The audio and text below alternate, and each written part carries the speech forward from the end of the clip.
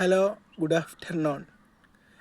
എല്ലാവർക്കും my tech and your ടെക്കിലേക്ക് സ്വാഗതം.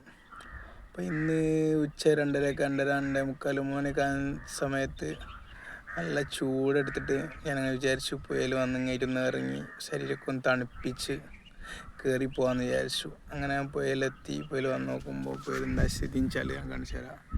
പുയൽ ചുവന്ന വെള്ളമാണ്. ഞാൻ പോയി സൈഡിൽ ഇങ്ങനെ ഇരിക്കുകയാണ് പാറമേൽ.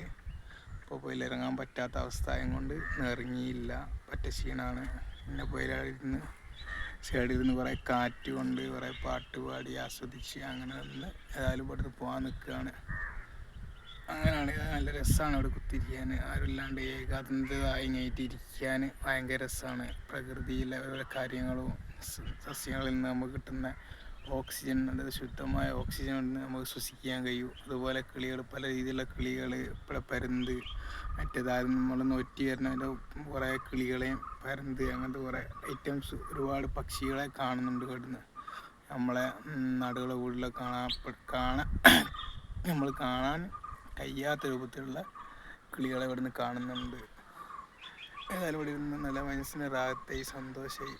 ഓക്കെ, എല്ലാവർക്കും ബൈ.